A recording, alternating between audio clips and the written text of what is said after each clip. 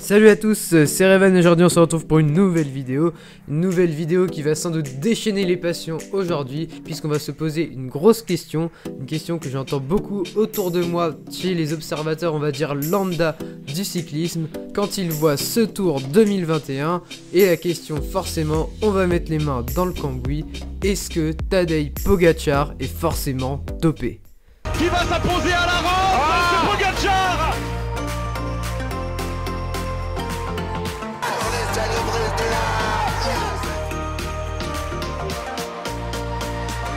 Julien Alaphilippe, champion du monde!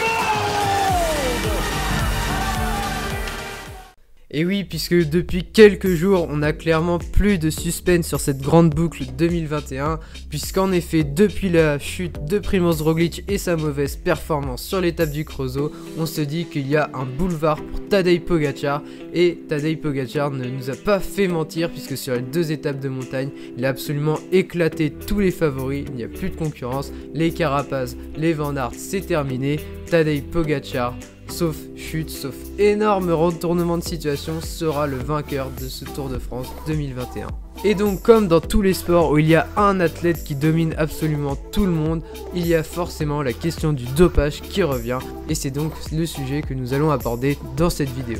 Et donc comme on parle vraiment d'un sujet sensible autour du vélo, je vous invite vraiment à être les plus calmes possible, ça reste qu'une compétition de cyclisme, il y a encore plein de choses belles à voir dans ce Tour de France, que ce soit au niveau des victoires d'étape, le paysage, tout ça, ça reste que du vélo, les mecs, vous jouez pas votre vie, vous n'êtes pas sur le vélo ou quoi, donc ça sert à rien d'aller absolument vouloir insulter tout le monde dans les commentaires ou sur les réseaux sociaux dès que quelqu'un veut essayer de parler de ce sujet. Donc voilà, j'espère que vous allez être le plus calme possible et tout se passera bien.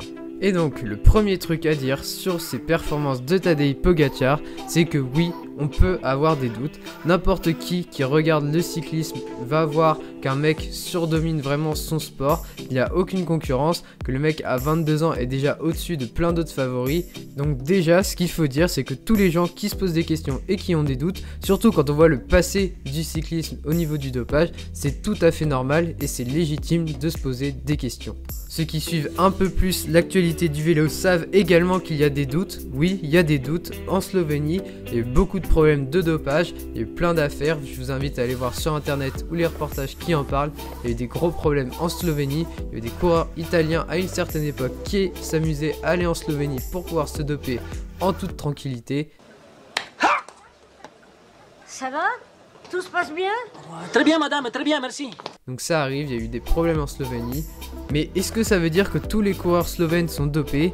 Il y a des époques aussi où de nombreux Français ont été contrôlés positifs, des Italiens également. Et ça ne voulait pas forcément dire que tous les Français qui étaient dans le peloton étaient dopés.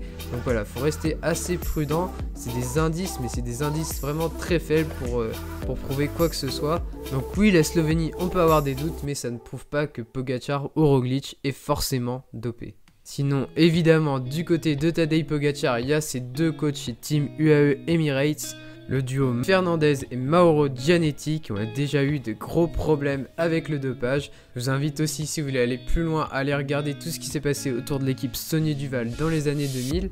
Mais est-ce qu'encore une fois, ça suffit à dire que Pogačar est dopé? Oui, il peut y avoir des soupçons liés à ces deux coachs qui sont vraiment des personnes très peu respectables dans le monde du vélo.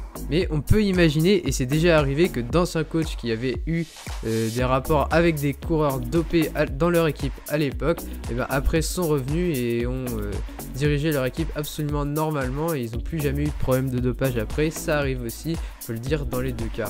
Donc voilà, maintenant qu'on a fait un peu le tour sur ce qui pourrait éveiller nos soupçons, il va falloir maintenant plus revenir sur Tadej Pogačar en lui-même, qui est en train vraiment d'écraser le tour, il est au-dessus de tout le monde. Et j'ai envie de dire aussi que c'est normal d'un côté, parce que dans tous les sports, il y a un ou deux mecs au-dessus du lot, clairement.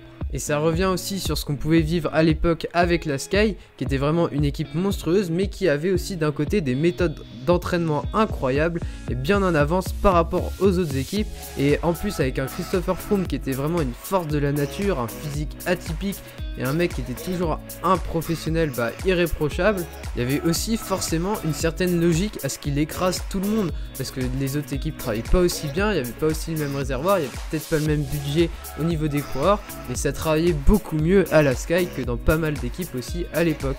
Et donc là, ce que j'essaie de vous dire, et ce qui va faire le parallèle avec Tadej Pogačar, c'est que Tadej Pogačar, lui, c'est aussi quelqu'un qui ne sort pas de nulle part. C'est pas un hasard s'il a ses performances à ce moment-là aussi jeune. C'est un phénomène qu'on voit depuis des années. Tous ceux qui s'intéressent vraiment au vélo savent qu'il y a encore 5-6 ans, tout le monde déjà parlait de lui, les équipes professionnelles se battaient pour l'avoir. On l'avait déjà vu sur le Tour de l'Avenir, je crois c'est en 2018, il était monstrueux. On savait déjà que ça allait être un prodige hors du commun, comme on le voyait aussi avec un Egan Bernal ou un Remco Evenepoel, si un jour il arrive à faire du vélo et pas à chuter à chaque fois.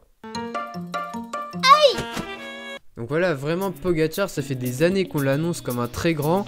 Il a vraiment un physique qui, je trouve, se rapproche un peu de Alberto Contador à l'époque, dans le style grimpeur mais très fort aussi en chrono. Et ce qui me fait surtout dire que ses performances sont assez logiques, même si elles sont hors du commun, c'est que qui il y a vraiment sur ce tour pour le concurrencer une fois que Primož Roglič a chuté. Parce que je vais vous dire honnêtement, dans le peloton aujourd'hui, je ne vois que 2 coureurs dans le circuit UCI qui peuvent concurrencer un Tadej Pogačar au top de sa forme. Il y a Primož Roglič parce qu'il a d'autres caractéristiques, il est très bon en chrono quand il est au top et il peut battre un Tadej Pogačar. Et on a aussi un Egan Bernal en montagne, surtout sur les très hautes altitudes, qui est monstrueux et injouable quasiment dans ce domaine quand lui aussi est au top de sa forme. Et sinon, derrière, c'est clairement en dessous. Et c'est pour ça que je pense que c'est pas choquant vraiment ce qu'on voit sur ce tour. Richard Carapaz, je l'adore, mais il a gagné qu'un seul Tour d'Italie et il n'a pas de grosses références sur le Tour de France. Geraint Thomas, ça fait depuis 2018 qu'il n'y a pas grand chose à son actif. Richie Porte, il a craqué dès le début et il se fait très vieux. Et après, aller chercher des coureurs comme Enric Mas, comme un David Gaudu, on les aime bien ces coureurs, mais on sait déjà que c'est 1 ou 2 crans en dessous de Tadej Pogačar, de Primož Roglič, de Egan Bernal, et c'est pas vraiment une surprise de les voir là. En 2014, une fois que Froome et Contador étaient tombés, Nibali écrasait absolument tout le monde et ça choquait personne parce que c'était tout simplement logique vu la concurrence qu'il y avait après. Et là, j'ai envie de dire que c'est un peu la même chose. Je vois personne dans ce peloton capable de mettre en difficulté Tadej Pogačar au top de sa forme. Il ne sort pas de nulle part les gars, Tadej Pogačar, c'est pas comme Padoun sur le Dauphiné qui nous sort 2 étapes de montagne incroyables alors que le mec il est déjà âgé et qu'on l'avait jamais vu à ce niveau là et là c'est sûr qu'il y a quelque chose.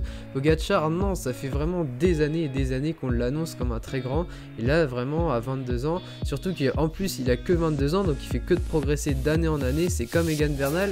Bernal il a écrasé le Giro, il avait déjà gagné le Tour en 2019, il va faire que progresser et l'écart avec les autres va encore se creuser tout simplement. Et il y a aussi un truc qui me dérange un peu avec tout ce qu'on entend sur Pogačar ou ce qu'on entendait sur Froome à l'époque, c'est que j'ai vraiment le sentiment que s'ils étaient français, on ne se poserait pas toutes ces questions.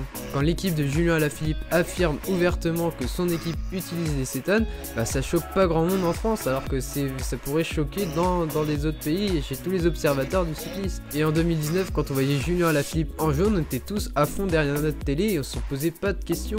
Et donc voilà, c'est ça aussi qui me dérange un peu côté français.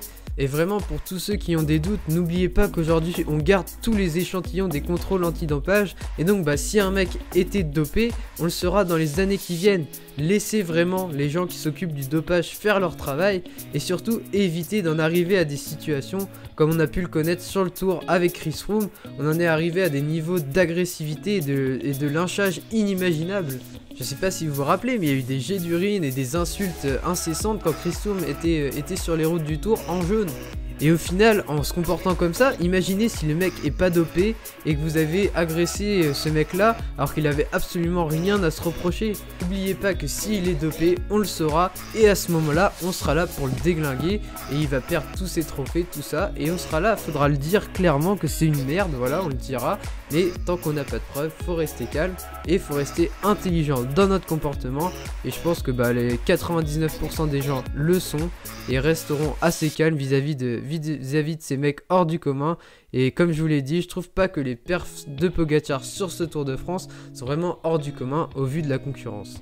Donc voilà, j'espère que la vidéo vous aura plu. N'hésitez pas à débattre et donner vos avis dans les commentaires parce que s'il y en a qui ont des infos, tout ça, c'est hyper intéressant. Et donc, moi je vous dis à très bientôt pour d'autres vidéos. C'était Revan.